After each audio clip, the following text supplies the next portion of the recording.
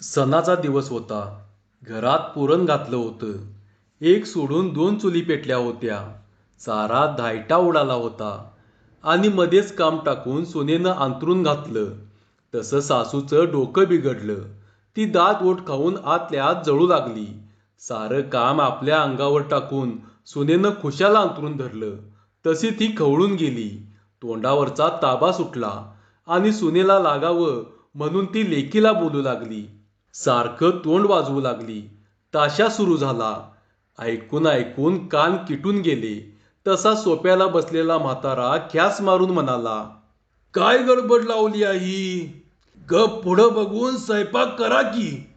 म्हातारी निमतालाच टेकली होती. त्याच्या या बोलण्यानं तिच्या अंगाचा डोंब उसळला.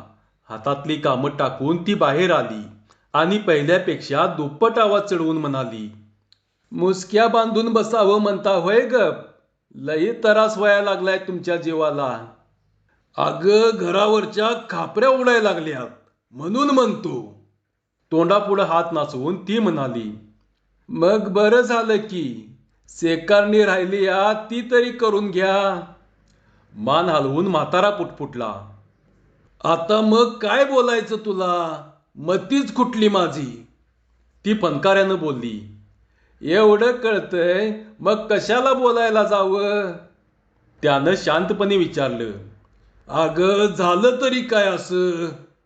काय वयाचं? आमचाच भोग म्हणायचा आणि दुसरं काय? समजूत घालावी तसा म्हातारा बोलला, अगं असू दे. जा, कशाला वाळा त्याची. सणासुदीचं घरात भांडण नको. पुढं बघून गप स्वयंपाकाला लागा जावा. म्हातारी गप आत न जाता तिथंच फटकल मारून बसली आणि दाढवानाला हाताची मूठ लावून म्हणाली, देवानं आम्हालाच तेवढं बळ दिलंय. मग जेवमान असं पतोर राबलंच पाहिजे की. म्हातारा बोलला, ह्या बोलण्यात काय मज्जा हाय? तर कशात मज्जा हाय व? आता असं विचारल्यावर काय सांगायचं मग? का सांगा की. आत सून खुशाल हातरून घालून पडू द्या. तुम्ही बाहेर मान हलवत बसा आणि आमचं कुठं चुकल तिथं सांगा की. कुणी नको म्हटलंय? सासूचे हे बोलणे जिव्हारी लागून माझ घरात अंथरुणावर पडलेली सून आतनच रडवा सूर काढून म्हणाली, अहो आत्याबाई, माझ्या पोटात दुखाय लागलंय. त्याला मी तरी काय करू? मी काय सोंग आणलंय होय बळणच? हातानं होईना त्याला काय करायचं? सासू बाहेरनं म्हणाली, तू काय करू नको बाई माझे. गप खालीवर हातरून घालून पडून राहा. पोळ्या लाटल्या म्हणजे मग जेवायलाच उठ. कर्म माझं. असं म्हणून सून अंथरुणावरून उठली. एका हातानं पोट धरून अवघडल्या गत बाहेर आली आणि सासऱ्या देखत विचारू लागली, अहो रात्री धरणं पोटात कळा घातल्यात माझ्या. माझं मला सोसवना झालंय. मी काय मुद्दाम सोंग आणलंय होय? लाह्या उडाल्या गत सासू बोलू लागली, अगं कोणी आळ घेतला तुझ्यावर? कोणी घेतला असला तर त्याच्या तोंडात किड पडू दे की. डोळ्यातनं टिप्प गाळत ती बोलली, असं म्हणाय कशाला पाहिजे? ते दिसतंयच की तुमच्या बोलण्यावरनं. अरे माझ्या नशिबा. असं म्हणून म्हातारीनं फाडकन कपाळावर हातच मारून घेतला आणि तोंडावर हातभर पदर ओढून ती गचागच हुंदके देऊ लागली. सून डोळ्यातनं टिप्प गाळू लागली. म्हातारी असे हुंदके देऊ लागली आणि काय करावं हे म्हाताऱ्याला सुचेना झालं. या बायकांची समजूत कशी काढावी, हे भांडण कसं मिटवावं, याचा त्याला घोरच पडला. सुनेला बोलण्यापेक्षा आपल्याच माणसाला बोललेलं बरं, असा मनाला ताळा घालून तो म्हणाला, एवढी म्हातारी झालीस पर अजून काडीचं शानपण नाही. अगं सणासुदीचा दिवस. पोरग आता भुक्याहून येईल रानातनं. जेवणाचं बक्षीला काय भांडत बसशीला? हुंदके देत म्हातारी बोलली, का आळ घेता असा? कोण भांडाय लागलंय? अगं मग भांडण नाही तर चाललंय काय हे? काय ताळतंत्र हाय का नाही जरा? म्हाताऱ्याचा आवाज चढला. तशी म्हातारी हुंदके द्यायची थांबली आणि जरा सावरून बसून विचारू लागली, नव, काय ताळ सोडलाय हे तरी सांगा की. म्हातारा केकसला. तुझ्याकडं काय मला पुरावा मांडायचा नाही. गप उठून आज स्वयंपाकाला लाग जा. आधीच सांगतो, पोरग भुक्याहून येईल आणि इनाकारणी घरात तमाशा होईल. जा, स्वयंपाकाला लाग जा. म्हातारा दम देऊन बोलला आणि सारा घोटाळा झाला. त्याच्या या बोलण्यानं म्हातारीला बडबडून आलं.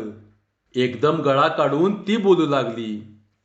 आता म्हातार वयात हे काय बोलून घ्यायची पाळी आली माझ्यावर. ताळतंत्र सोडला असं खुद्द घरचंच माणूस म्हणायला लागलं तर मग बाहेरची का गप बसतील वय. असं म्हणून म्हाताऱ्याच्या धोत्राला धरून ती विचारू लागली. अहो, का भांडण काढलं, का कुणाला त्रास दिला, काय येड इंद्र बोललो हे तरी सांगा मला. म्हातारा गायकुतीला आला. हात पसरून तो म्हणाला, अग तुला कसं कळना. देवानं इतकी कशी कमी बुद्धी दिली ग तुला. मी इजवाय बघतोय तर तू पेटवाय लागलीस वय. असं म्हणून म्हातारा मागं सरला. डोळे झाकून सप्पई भिंतीला पाठ लावून बसला.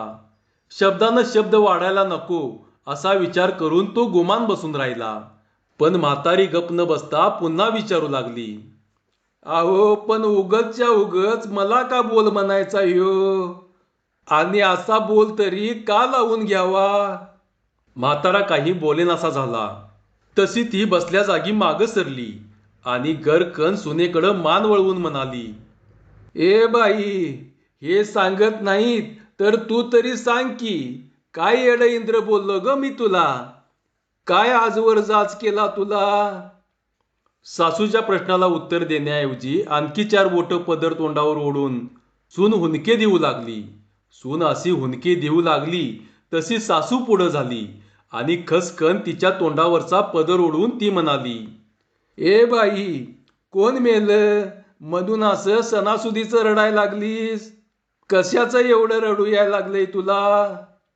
ती हुंदक्यांनी अधिकच दाटून गेली आणि म्हातारी विचारू लागली, ए माझ्या बाई, का असं रडून साजरं करायला लागली यास. काय झालं ग तुला, बोल बघू. का हातरून धरलंस म्हणून एका शब्दानं तरी विचारलं का तुला. मान वर करून तिनं गरीबपणानं विचारलं, का असं फडाफडा बोलता मला. अगं, काय बोललो ग तुला. तू एवढं सणाचं हातरून घातलंस पर एका चकार शब्दान तरी मी तुला विचारलं का. अहो, देवानं इस्तूच पोटात कोंबलाय, मग मी हातरून घालू नको तर काय करू. म्हातारी तोंडापुढं हात नाचून म्हणाली, अगं, तुला कुणी नको म्हटलंय. चांगलं खालवर घालून गडद झोप की ग तू. सुनेनं विचारलं, कशी झोपू. का, काय झालं ग. भुई रुतत असली तर नवऱ्याची गादी टाकून पड. तुमची अशी धुसफूस सुरू झाल्यावर मी तरी कशी पडून राहू. अगं, आम्हा मायलेकींची धुसफूस घेऊन तुला काय करायची. आम्ही हाय नव का चुली पुढं. मग तू झोप की हातरुणावर खुशाल. सून हुंदका देऊन बोलू लागली, मी कशी झोपू. आणि तेच, अगं, तुझ्या पोटात दुखायला लागलंय म्हणून तू पडून राहा. तू पडून राहिल्यानं काय आमच्या पोटात चावणार आहे वय. सासवा सुनेंचं असं तोंड सुरू झालं आणि मगापासून गप्प बसलेला म्हातारा एकदम तोंड उघडून आरडला, अगं ये बायांनो, कारवानागत का वला तोंड वाजवायला लागलायसा. म्हातारी मागं वळून म्हणाली, देवानं आवाजच मोठा दिलाय मला, आता त्याला काय करायचं. असं होय. होय, आम्हाला नाजूक बोलणं शिकवलंच नाही आमच्या आईबानं. हे ऐकून म्हातारा उठला आणि उगीच एरझाऱ्या घालीत बोलला, आता मातूर तुमच्या पुढं हद्द झाली. सणाचा ह्यो काय दुडगूस घातल्यासा सकाळपासनं. आता पोरग रानातनं घरला जेवायला येईल, त्याच्या पोटाला काय घालायचं ह्याचा विचार हाय का. काय असंच भांडत बसणार आहेसा. वय म्हातारे. मीच भांडायला लागलोय वय. असं विचारून म्हातारी स्वतःशीच मोठ्यानं म्हणाली, माझंच तोंड जगाला दिसतंय, काय करायचं. असं म्हणून म्हातारीनं तोंडावर पदर घेतला आणि ती हुंदके देऊ लागली. सासू हुंदके देऊ लागली तशी सून विचारू लागली, त्यांच्याकडनं मला 4 लाथा मिळाव्यात असा विचार आहे व्हय तुमचा? बाई, माझं ऐकून कोण लाथा घालणार आहे तुला? मस्त हातपाय गटाईत की त्यांचं. अगं, आईचं ऐकून कोणचं पोरग बायकोला मारतय आजकाल?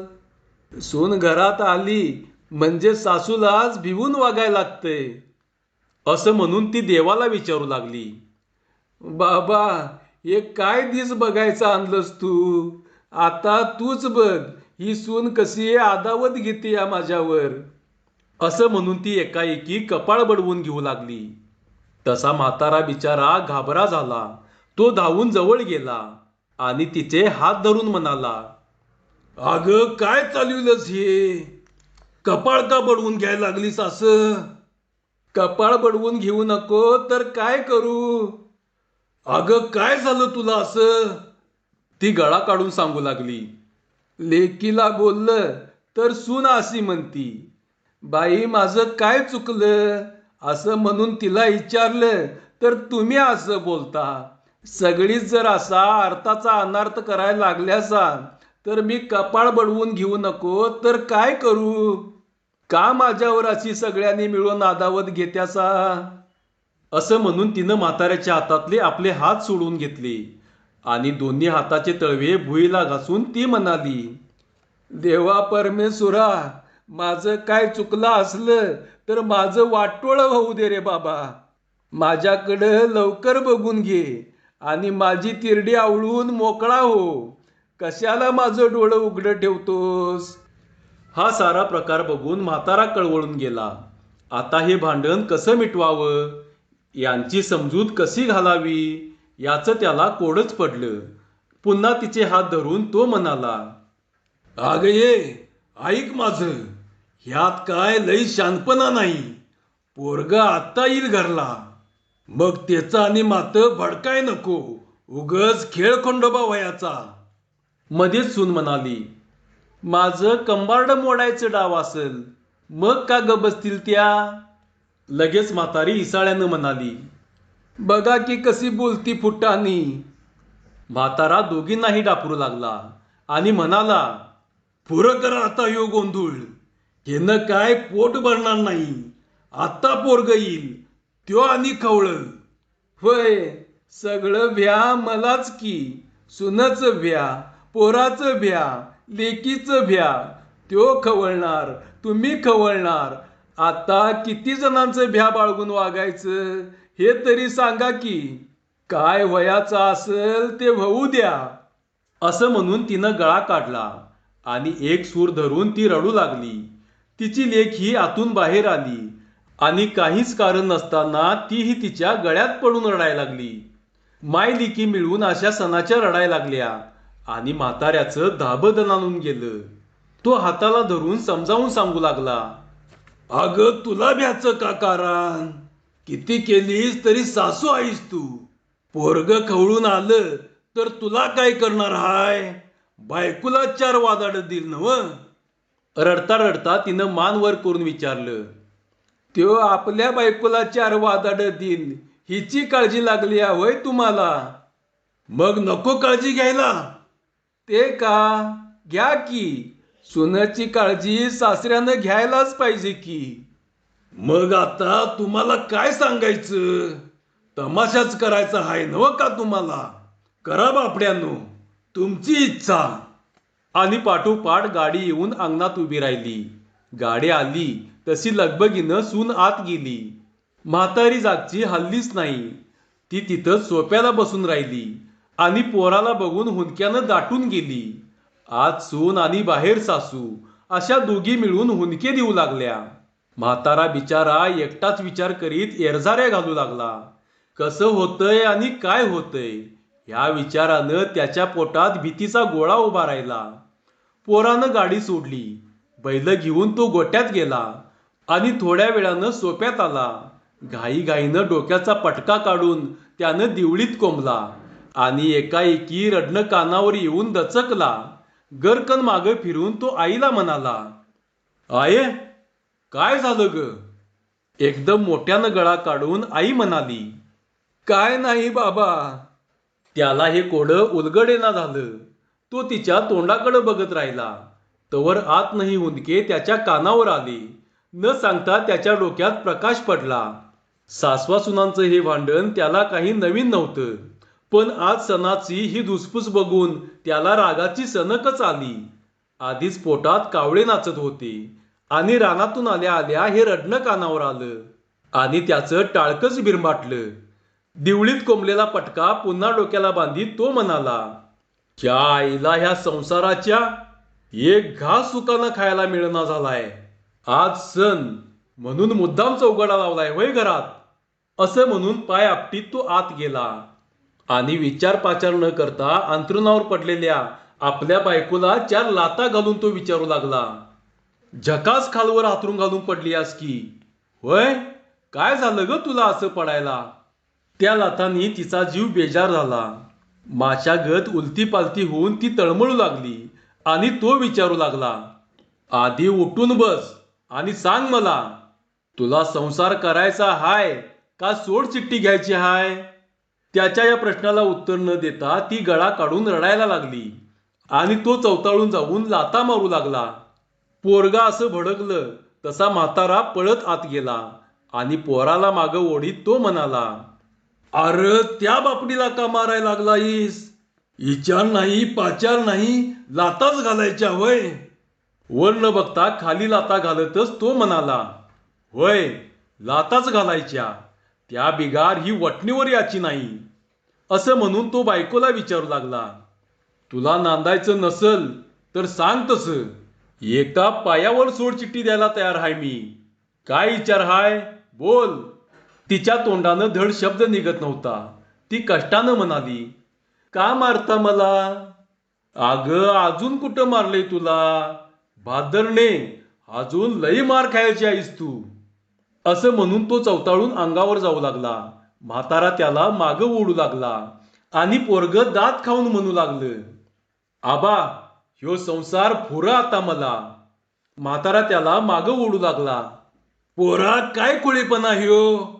आणि त्याच्या हातातनं सुटून पुन्हा बायकोच्या अंगावर जात पाक्कन एक लाथ घालून तो म्हणाला, ह्यो शानपणा बघा. त्या दणक्यासरशी कळ अनावर होऊन तिनं तोंडावर हातच घेतला आणि सासू सोप्यातनं उठून आत येत म्हणाली, बाबा पोरा, माझं आणि तुझ्या बायकोचं काय पटायचं नाही. चगाळा टाकायला म्हातारी अशी आत आली आणि म्हातारा भडकलाच. आपल्या वयाचा विचार न करता त्या रागासरशी तो पुढं झाला आणि म्हातारीच्या अंगावर बकाबका बुक्क्या घालून विचारू लागला, का पटत नाही ग? जरा पटवून घ्यावं. म्हातारा आता बेजान खवळला होता. दारू प्याल्यागत तो तरबत्तर झाला आणि म्हातारीला लाथाबुक्क्या घालू लागला. म्हाताऱ्याला कसं आवरायचं याचा घोर पोराला पडला. त्यानं पुढं होऊन त्याचे हात धरले, पण म्हातारा काही आवरत नव्हता.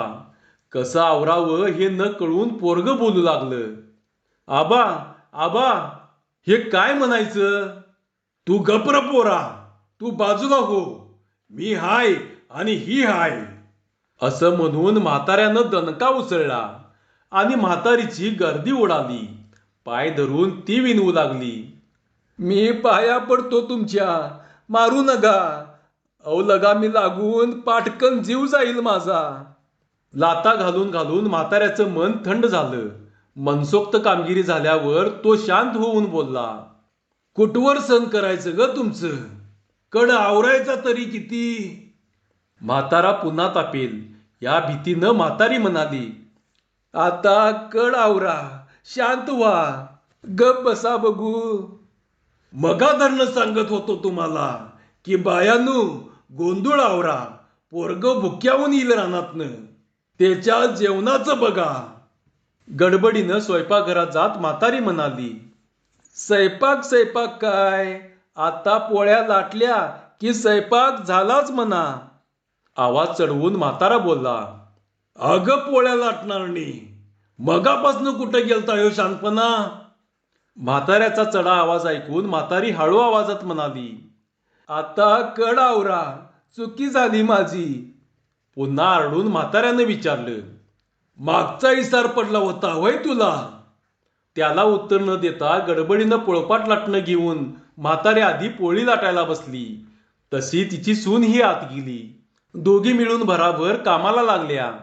तसा म्हातारा पोराला म्हणाला, पोरा, बघितलास काय? आता कशी गाडी रांकला लागली? वंगाल नसल्यावर चाक फिरल कसं?